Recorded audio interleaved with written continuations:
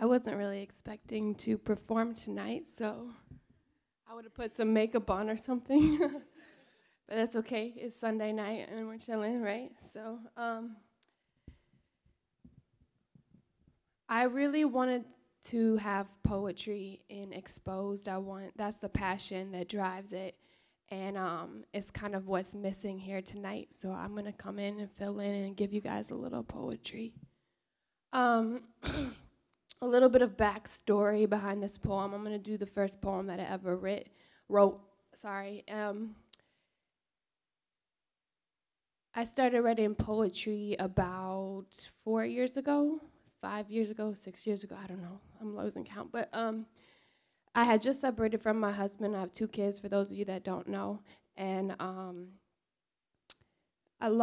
had bought a house and lost the house. And so I was in quite a predicament. And I was working 3 jobs. And I would leave the house and pack my bags. Because when you have different jobs to go to, you have different uniforms and different shoes and requirements. And so I would pack the stuff with me, take it with me for throughout the day, 2 or 3 jobs just to get me through the day. And by the time I got to my 3rd job in the day, which was bartending downtown, I would walk in off the bus and have all these bags hanging on me. And my boss would start singing the Bag Lady song by Erykah Badu. And so then it kind of inspired the first poem I ever read.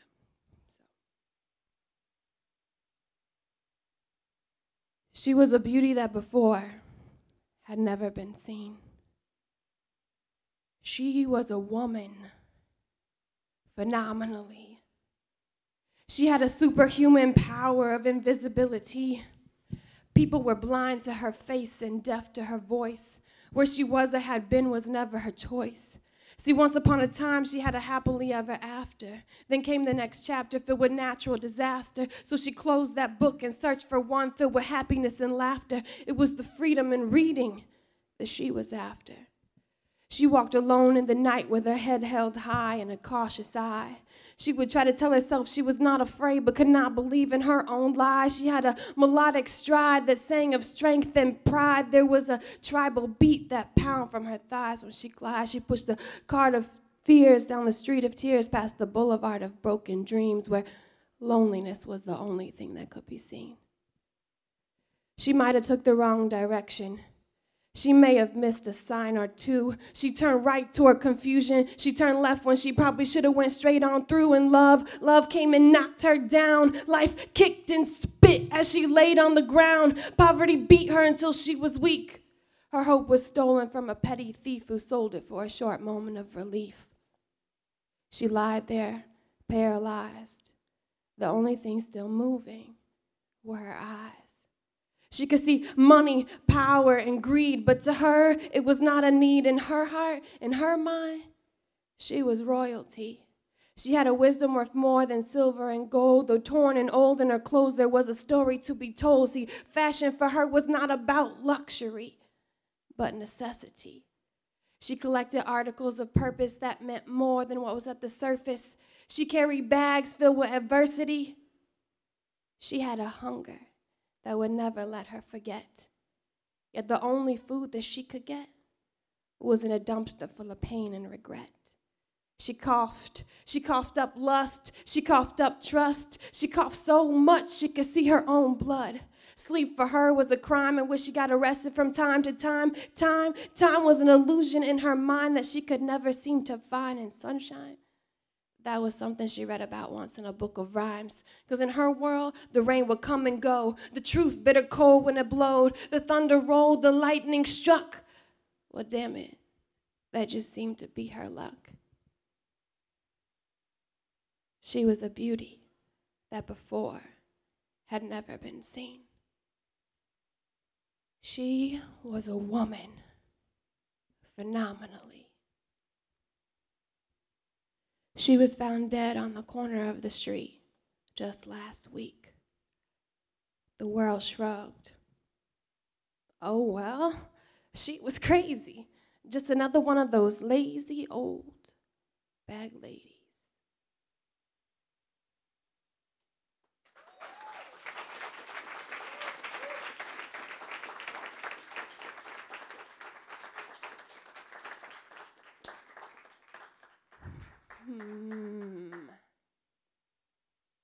while we're talking about working in the club, when I started bartending, I was 25, and I could count on one hand the amount of times that I had been to a party, house party, club, bar, social event. I didn't really have that. And so when I first started bartending, I just kind of, without much social experience, took a backhand and would sit back and watch people. And I wrote this poem. It's called The Invisible Thee. He is the invisible thee, the invisible man the whole world thinks they can see. He stands above the crowd looking down on hypocrisy. He turns around, poses for the paparazzi. Click, click, point, and smile, yet the only thing visible in the camera is his style. So they've traveled the mile just to be seen with the invisible thee, the invisible man the whole world thinks they can see. They don't know that that radiant glow is just the outline of his skin. They seem to see through everything else that's within. Now for him, it's back around to the tables that turn, back to the sound of the lessons he's learned. He spins the tale of the bridges he's burned, mixes it with the badges he's earned, then scratches it with their disconcern.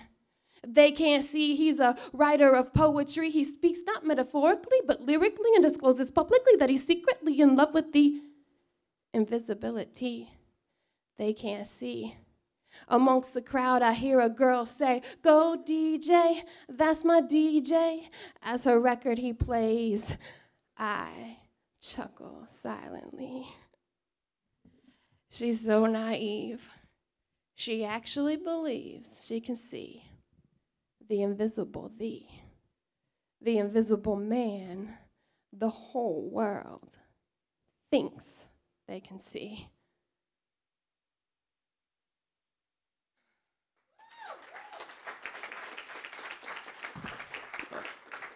What do you guys think? Are you tired of listening to me? I should do one more.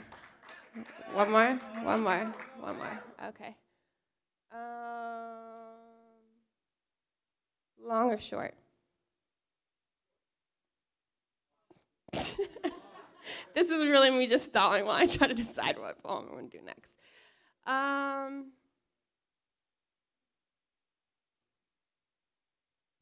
just do a love poem. How about that? This is called If I Ever Loved a Tree.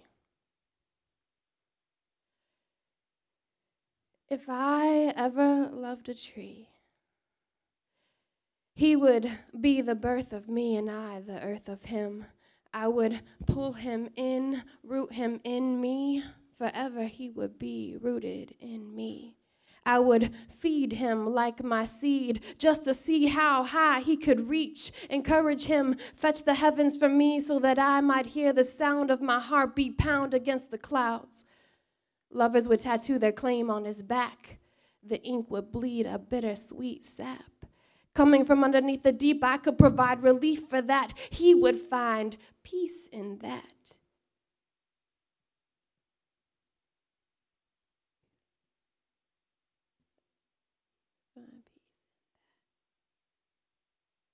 I can't remember the rest of that poem, y'all. I guess that means I'm done. All right, guys. Good night.